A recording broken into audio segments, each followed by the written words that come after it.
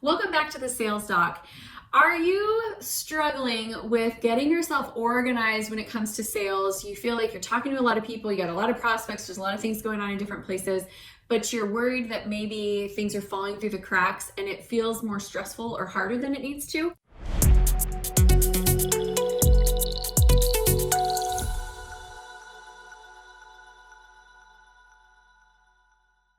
If so, you are really going to relate to today's caller. And today we're going to answer the question, how to improve your sales process and increase business. Hi, Amy. I'm Brian from Wisconsin, and I've been working hard talking to a lot of people, but I feel like some of the sales are falling through the cracks and I'm a bit unorganized. How do I make sure that I'm not losing potential clients and that my sales are working for me? Okay, that's a really good question. First of all, I can so relate. When I was early getting started with sales, Brian, I was so disorganized that I was literally just like writing information on scraps of paper and like envelopes and cereal boxes. And then someone would throw away my paper and I'm like, where's the receipt? The one from Walmart. It had a phone number written on it. Like, where is it? And I felt so stressed out all the time because it felt like I was like one mistake away from losing deals on a regular basis. So you're probably more organized now than I was at that time, but we can definitely up the game here and make this even more effective for you. So really what it's going to come down to is you need a sales process. It sounds to me like right now where you're at is you're holding all of the deals inside of your brain, and your brain can only hold on to so many deals at a time. So as you've increased your volume of people that you're talking to, it's like you've got stuff that's just kind of slipping through the cracks. In today's video, let's just dedicate our time to understanding what that process is and really kind of map it out so you have a better game plan. Okay, so in today's video, I'm going to walk you through the sales process and what should be involved in your sales process. But then the other part of this is I want you to understand how to use the sales process as a starting point for increasing business growth. So I also want to share with you how to utilize your sales numbers to diagnose where your opportunities are in order to be able to increase business and do more revenue overall. Because I think that's ultimately what we want, is we want sales growth. So let's get both halves of that coin. So stick with me until the end, and I'll also share with you how to diagnose your numbers so that you know exactly what you need to do to improve. Okay, so let's start off by talking about what exactly is a sales process. The sales process is it's basically mapping out the customer journey and then mapping out the actions that you take in order to proactively move people through the customer journey. The number one thing you're going to want to have is your sales scripts. So you are going to want to be scripted, so you're not always trying to think on the fly and try to figure out what's the magic words to say. Like, give your brain a rest, let it have a framework that all of your sales calls go through. That's number one. Number two is going to be your lead stages. So these are the different stages that a client goes through on their sales journey process. So I'm not saying these will be your lead stages exactly, but I will share with you what my lead stages are because it's going to be helpful. They won't be too far off base. So number one is that I have a new lead. So that's a brand new lead that I've just gotten, but I haven't even tried to contact them yet. Number two is contacting. That means I've made my first attempt. Now I want to know how they move from new lead into leads contacted, how fast and how long they stay there, because that's showing me if we're like not doing a good job at getting a hold of them quickly. I don't actually want anyone to show up in new leads. Like I want everyone to be in contacting and beyond, except for that very first day when I upload them.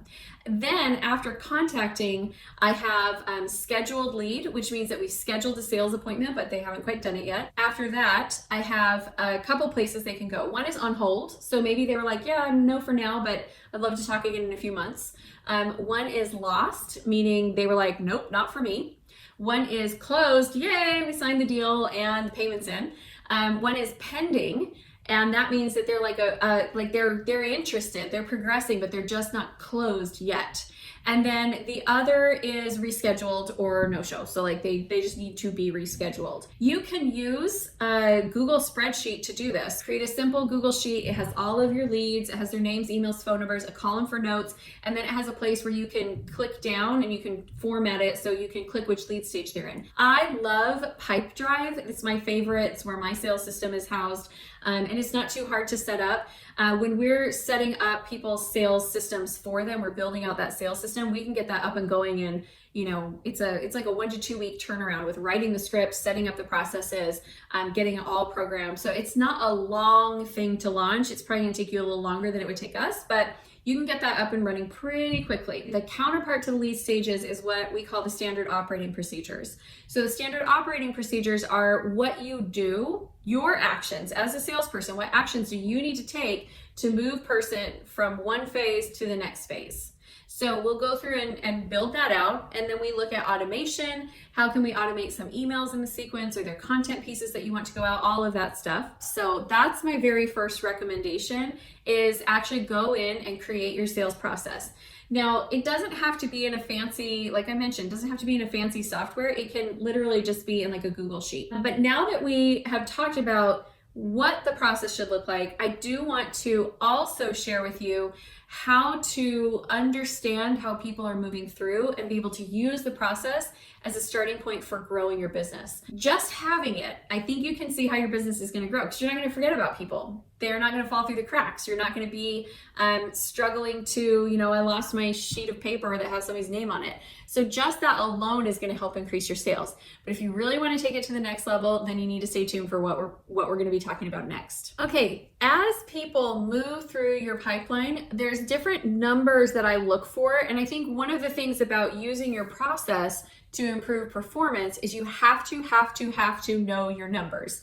You cannot know numbers if you're not tracking. So again, you can track however you want to, but if you don't have numbers, you're basically driving your car blindfolded like Sandra Bullock in that movie that I didn't watch because it looked scary. You need to know the number of leads contacted.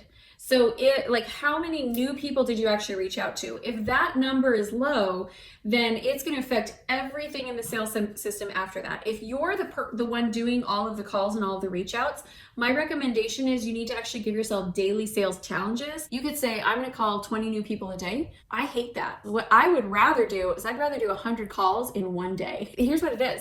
The first 10 phone calls, I'm always nervous and uncomfortable. So I'd rather get through the first 10 and only have to do it once and then be confident the rest of the time than have to be nervous every single day. But again, that's just me. I might be a weirdo. So look at that. Are you making enough actual initial reach out calls? The next number that I want to look for is, out of the people that I get a hold of, how many are actually scheduling appointments? That's my set ratio. I want my set ratio to be above 15%. Ideally, I want it to be above 20%. Some industries that is lower than others. If you're cold calling, that number is going to be significantly lower. I'm doing warm calls where they have reached out or they've opted in or they've done something to indicate that they want to be in my space. So mine are warmer, but sometimes they're pretty, honestly, they're tepid, they're lukewarm, they're not hot leads. And so I'm looking for that number to be 20% or higher is my ideal. So what that number is showing me is the skill of the person on the phone.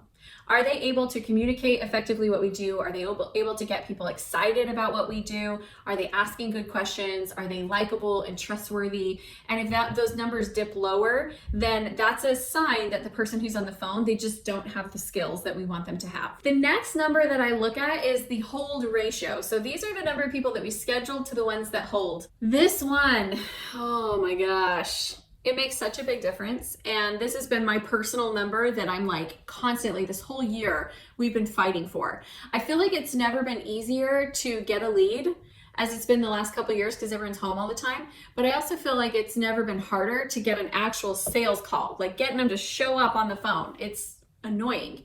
If you're gonna set an appointment, show up for the appointment, right? But it is what it is. So this number, I want it to be 75% or higher. I mean, I really want it to be 80%, but anything below 75%, and it is going to dramatically affect how many leads we need to have. If that number is low, one thing that's happening is you have to increase your process. It might not be that you're doing anything wrong. It might be that you just aren't doing enough that's right. And there's a difference there. You might be doing a good job on the scheduling call, but here's some of the things that I do during that phase in order to get people to show up on their calls. Number one, we use a commitment statement when we're scheduling them. We let them know that this is a valuable time for them and for us, and that nobody wants to waste their time. So we ask them if they're committed to showing up. Another thing that we do is we send them confirmations before the call. Another thing that we do is I send a personalized video from me, letting them know that I'm really excited for them to get to meet with our team. And so as we do these little things, things, it helps us to increase our hold ratio. So it might be that you just need to add some stuff here. Okay, the next number you want to look at is the number of sales calls you have to the number of people that close. I want this number to be somewhere between 25% and 35% for my team. It is highest for me on my team, but I don't want to be the only one closing. I think you have certain industries where they close about at a 10% ratio, and that's fine if that's what your industry's closing ratio is. But I think most industries are going to be more like 20 plus percent. Some industries are as high as like 75%. If your closing ratio is 90%, there is a couple of things that could be happening. One is that you're underpriced. Two is that you're only working in a really, really warm market. Or three is that you're lying to yourself. And I say that because I hear people all of the time tell me that they have a 90% close ratio, and then they start talking to me about all the deals that didn't close. I'm like, well, did you figure that into your 90% close ratio? And it's like, oh, no, I didn't think about them because blah, blah, blah, blah. So like they're getting rid of all the people who would make their numbers look bad, and then they're only counting their numbers off of like deals that were really close to closing or something. I don't know. Don't lie about your numbers and skew them though. It's not going to do anyone any good. So if that number is low, you or your closer needs to work on sales training. Like you just don't own that skill yet, and that's where you need to spend your time and energy, is on really take some sales training classes, practice, role play, listen to the recordings of yourself, have someone else listen to your recording and give feedback. Like you really need to work on that sales call and just get very, very clear. I happen to know a girl who has a really good sales training program, so feel free to reach out and ask. But that's what you need to work on. All right, we've gone through several different places in the sales process. I want to hear from you in the comments. Where is the place that you feel like is the biggest challenge for you currently? Now you know how to improve your sales process and increase business. The next video you're going to want to watch is how to handle objections in a sales call. I'm Amy Walker, your sales doc, diagnosing your sales woes so that your sales can be sick, and I hope that you'll come back again really soon.